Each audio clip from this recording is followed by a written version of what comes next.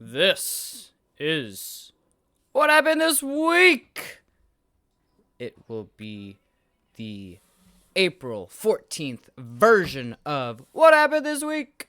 Hope everyone's doing well. I'm doing very well. Simply vibing, if you will. I don't know why I said it like that, so don't judge me. Anyway, today talking about the career of Laremy Tunsil and its impact on the current NFL. I'm going to also touch on how just the Kyrie Irving slander, we need to stop it. And I also want to talk about the Miami Heat and how they have revived their season since starting off not so slow, but for a team that was in the NBA Finals, you'd expect them to be doing better, or better at the time. They're now doing better. Hope everyone's doing all right today. It's a beautiful damn day in Brooklyn, and just happy to be breathing, right?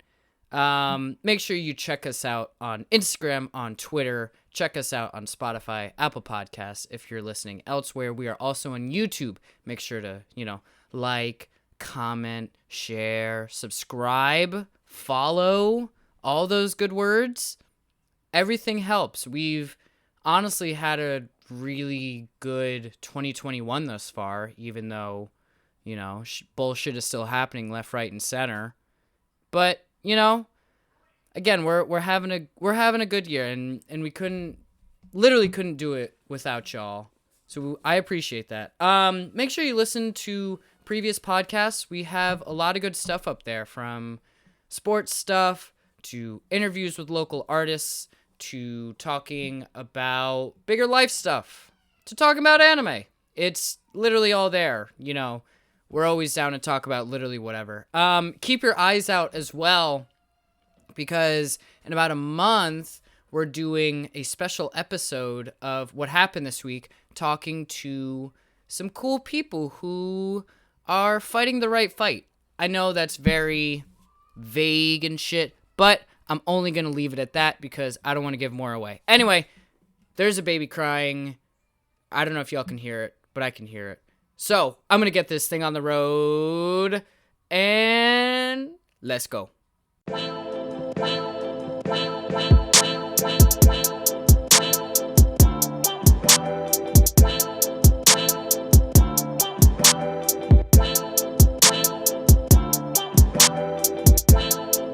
All right. Real quick, before I get going, I'm going to start with the Kyrie stuff. To anyone who is like, oh, why is the NBA canceling games, and why are all major sports doing this and that and the third, just because somebody got shot? First of all, like, if that's your opinion, you go read a book or something. Seriously, go read a fucking book, because right now there's a much bigger problem than sports going on in the world. And I know that for a lot of us, sports is, we care very much about it. And so then when it's not there, we're like, oh, what the fuck? But this is literally a much larger issue. I don't want to go too much into it, because that's going to be a podcast in itself. But if you're one of the people who is like, oh, why are we doing that? Or why aren't games being played? Blah, blah, blah, blah, blah. Like, reality check, my guy. Reality fucking check. Somebody died.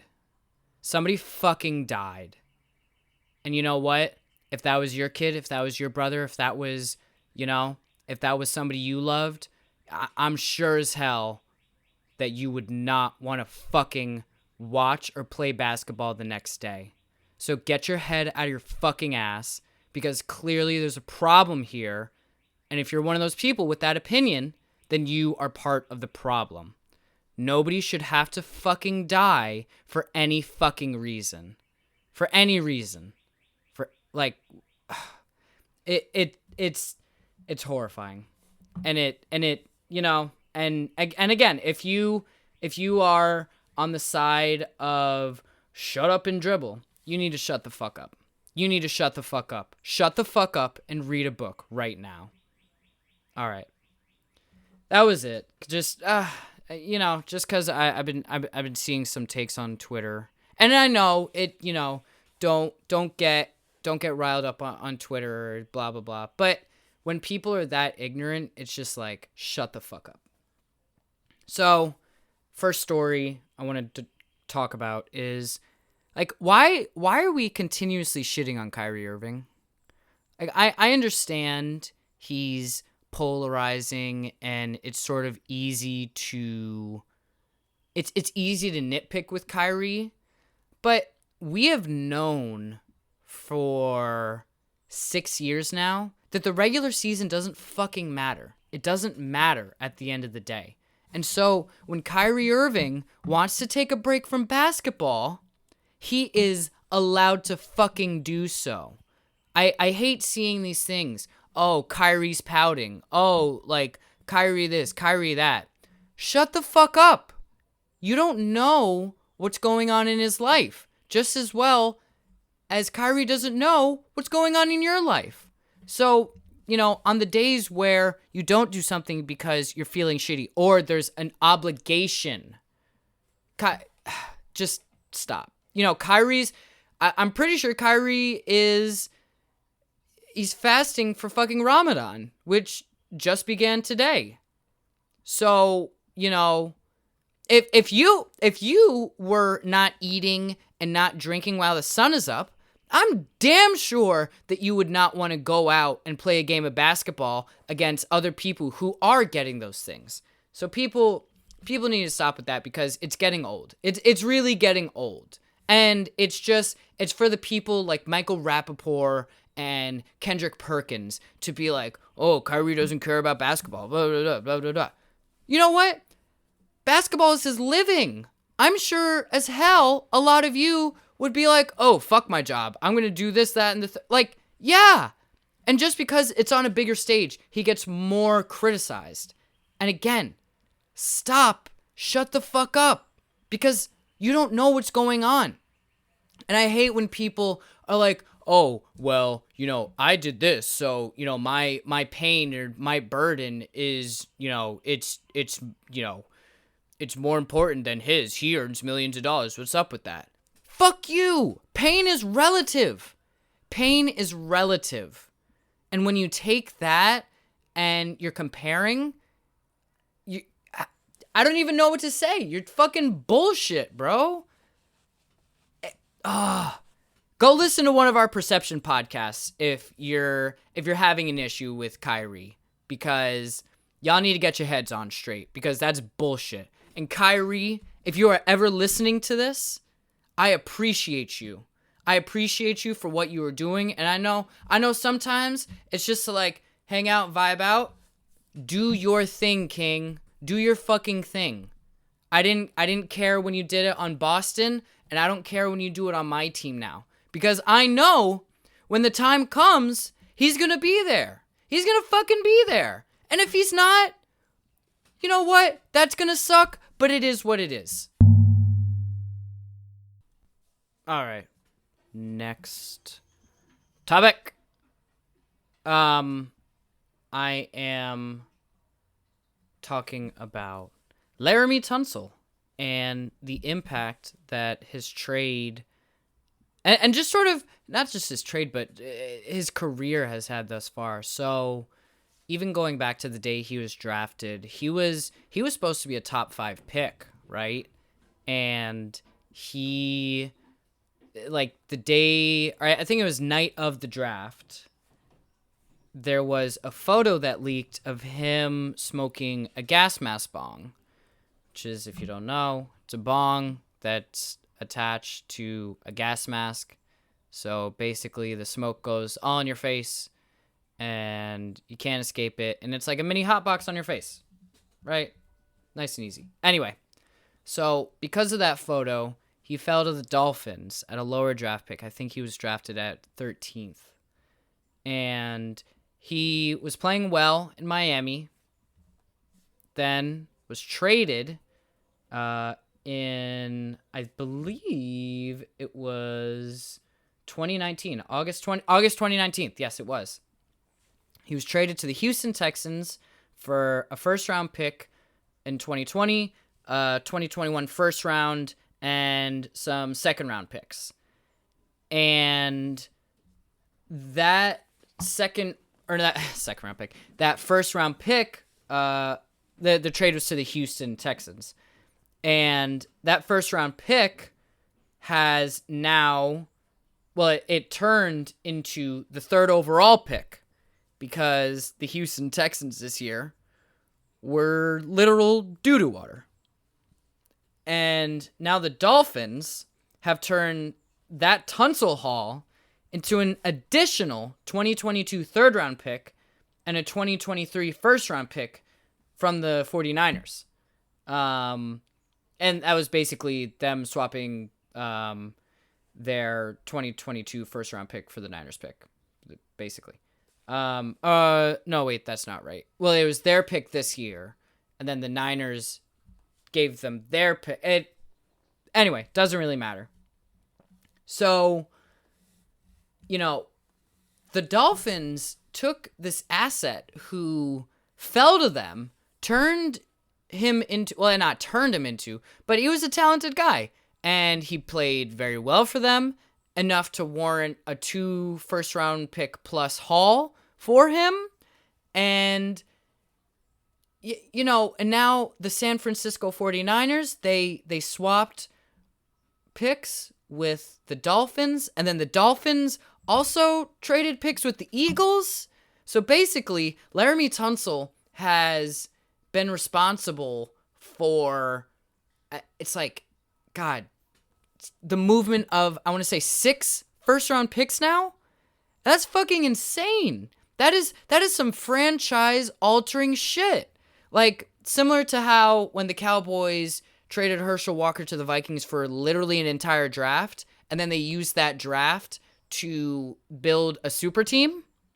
That's basically what this could turn into, because the Dolphins have put themselves in such a good fucking position, and the Houston Texans were literally taken out behind the wood chipper and just, they got smoked straight up. And now the Dolphins, again, they made multiple trades, and they're now ending up with the 6th pick. They already have a young quarterback they like. I know, Tua wasn't amazing in his rookie year, but come on, he's coming off of a devastating hip injury with no fucking training camp and no preseason.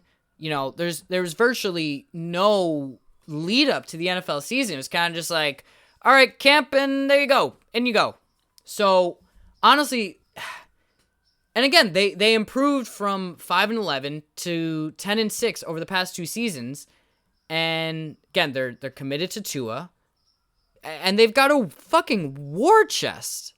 And the Patriots are no longer, I'm not, I don't want to say that they're no longer viable, but Tom Brady's not in Patriot land anymore. So they're not going to be an issue.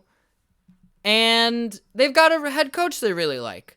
So it doesn't all stem from the Laremy Tunsil trade, but the assets that are coming in and that you will see going forward over the next 3 to 4 years, that is going to be because of Laremy Tunsil. And if the Dolphins win a Super Bowl, they better send a thank you note to Laremy Tunsil, because dude got it done for them in terms of value. And I will cut here. All right, so last topic, real quick. I'm going to get through this pretty short, try and end before it goes over too much. Okay, so the Miami Heat, they started 7-14 coming off of their NBA Finals appearance, and now they have revived themselves and are now currently sitting at 28-25. I don't think anyone really doubted that they would be back in the playoff mix, but people were certainly like, oh, what's going on? And I think it's very easy to sort of draw the lines to be like, oh, this is why this was, okay. So in my opinion, these are some of the reasons for the slow start. They were in the finals last year in the bubble, so there's side effects from that, whether, it was being depressed or missing your family or just a combination of everything, not being able to go out, blah, blah, blah. The season also began sooner than we thought, so, there's a lot of physical and mental fatigue, I think, going on there. So they had a good amount of players being out injured. I also think there's a ton of expectations just loaded onto Tyler Hero's shoulders, and it's not that he's necessarily disappointed, but I think that if you thought that he would revert to his playoff form of last year, I don't think that's really that's not really fair for somebody who is I think he's just 20 now. That's not fair to expect him to deliver like that. Just coming off of that, because again, this is his first offseason. He didn't fucking know. And again, players dealing with injuries and COVID protocol. Last year they only had 15 starting lineups, and this year, to this point, they've only and again, last year in the playoffs they only had 3 starting lineups as well. And this year they've had 22 total starting lineups. So, it's there's a lack of consistency that happens there. And when your most common lineup so far is Bam Adebayo, Jimmy Butler, Kendrick Nunn, Duncan Robinson, Kelly Olynyk. And again, that's only 16 games those guys have played together in that starting lineup. For today's NBA play style, it's crazy that they were even able to pull that off. I think it was out of 16 games, they won 9 of them with that starting lineup. And it's just like, oh my God, that's fucking insane. Since they've gone 7-14, they've got their legs back under them. And, a potential locker room disagreement / distraction in Myers Leonard is gone. He got traded. When you have players returning to the lineup, you get that consistency back. And you get time to adjust to the new season after being thrust back earlier than expected. And, with the trade for Victor Oladipo, the team is going to play better. And that's just the truth. That's what's happened.